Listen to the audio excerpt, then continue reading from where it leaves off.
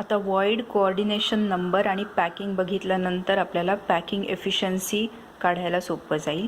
Packing efficiency is denoted by ईटा आणि हे पर्सेंटेजमध्ये value दिलेली असते. तर त्याचं मीनिंग काय आहे? Volume occupied by particles in unit cell divided by total volume of unit cell multiplied by 100 पर्सेंटेजमध्ये दिल्यामुळे. Volume occupied by particles in unit cell म्हणजे काय? एका पार्टिकलचा व्हॉल्यूम मल्टिप्लाइड बाय जितके number of particles in unit cell मिळतात त्याच्याने जर मल्टिप्लाय केलं तर आपल्याला हा टोटल व्हॉल्यूम मिळेल, जो न्यूमरेटर असेल. आणि डिनॉमिनेटर हे क्यूबच्या एजच्या लेंथवरती डिपेंड करेल, ज्याला आपण ए म्हणत होतो आत्तापर्यंत. सो न्यूमरेटर म्हणजे अंश जेव्हा डिनॉमिनेटर छेदाच्या नंबरच्या जवळपासचा असेल तेव्हा ही व्हॅल्यू सगळ्यात जास्त असेल. आता आपण प्रत्येक टाईपच्या युनिट सेलमध्ये एफिशियन्सीची व्हॅल्यू काढणार आहे. तर पहिला आहे simple cubic lattice. Simple cubic लॅटिसमध्ये कॉर्नर्सना ॲटम्स होते, जसं आपण आधी बघितलं आहे. 8 कॉर्नर्सना होते. इथं आपण त्याचा फ्रंट व्ह्यू बघतोय, त्यामुळे फक्त पुढचे 4 कॉर्नर्स मी इथं दाखवलेत. आणखीन एक गोष्ट, 2 पार्टिकल्स एकमेकांना ॲक्च्युअलमध्ये टच करत असतात. देअरफोर समजा r is radius of particle, a is length of cube, आपल्याला या दोघांमधलं रिलेशन असं मिळेल, ए इज इक्वल टू 2r और r is equal to a divided by 2. आणि total number of particles in cubic cell, simple cubic cell आपण आधी काढलं होतं, which is 1.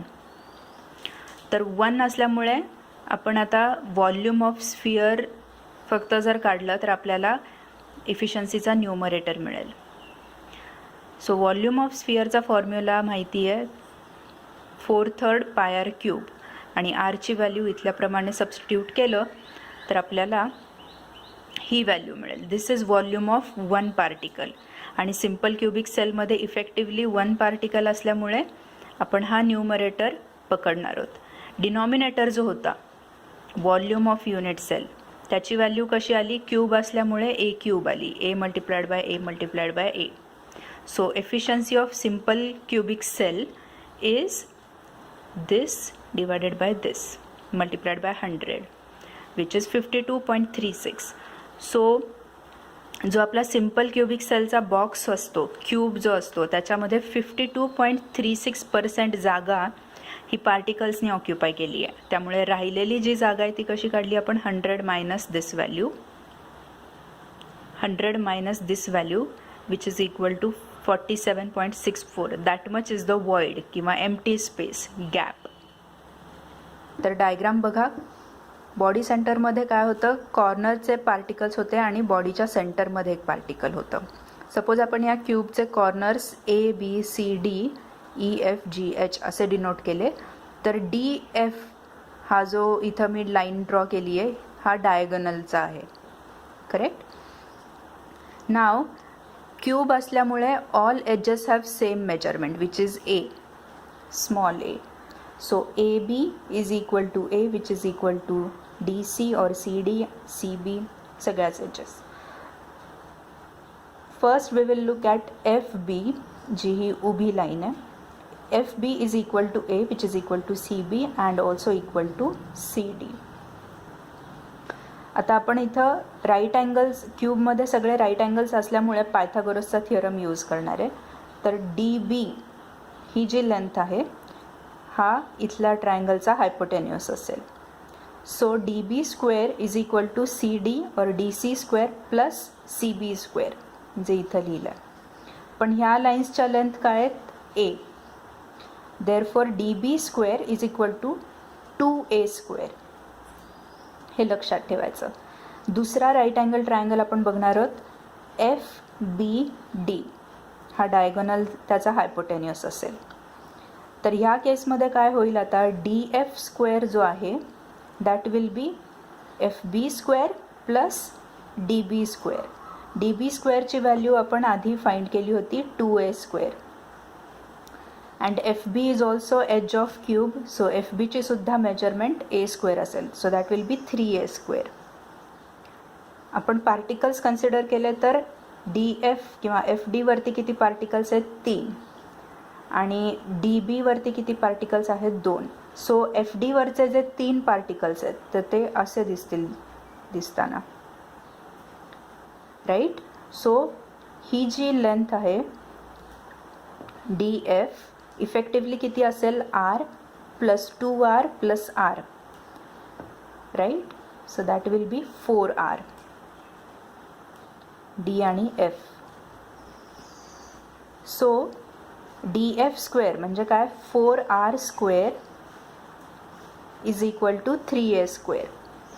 So 4r is equal to √3a square root दोन्ही बाजूचा घेतल्यानंतर, आणि आरची रिलेशनशिप ए सोबत अशी असेल. जी सिम्पल क्यूबच्या केसमध्ये काय होतं, R was equal to 8 divided by 2. Body सेंटरच्या केसमध्ये R is equal to √3a/4. आता या नवीन रिलेशनमुळे आपली व्हॉल्यूम ऑफ स्फिअरची व्हॅल्यू चेंज होईल, 4/3 πr³ but R is equal to √3a/4 त्याचा cube. So this will be the volume of 1 particle, 1 sphere. Body सेंटर्डच्या केसमध्ये किती नंबर ऑफ पार्टिकल्स असतात, total 2. Therefore we will need volume of 2 particles which will be equal to 2 multiplied by this. So त्याची value आली ही. Then finally efficiency of BCC will be what, volume of 2 spheres divided by volume of cell which is still equal to a³. So total efficiency आली 68%. So 68% of space in BCC is occupied by particles and remaining space is occupied by voids. Last one is FCC, face centered cubic lattice. Face centerच्या केसमध्ये radius of particle is r, length of cube is a.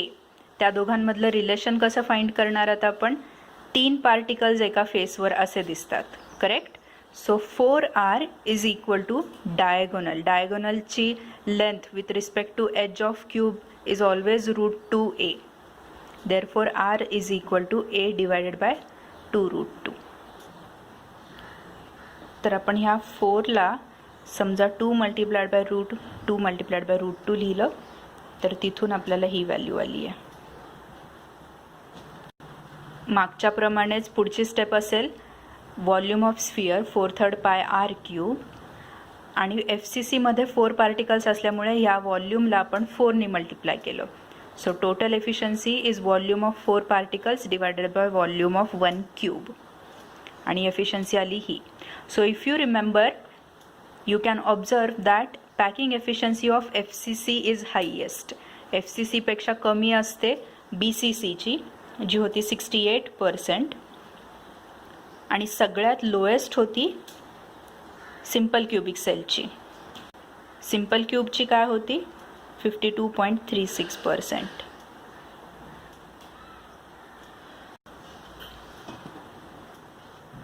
So this is about the packing efficiency of 3 types of lattices.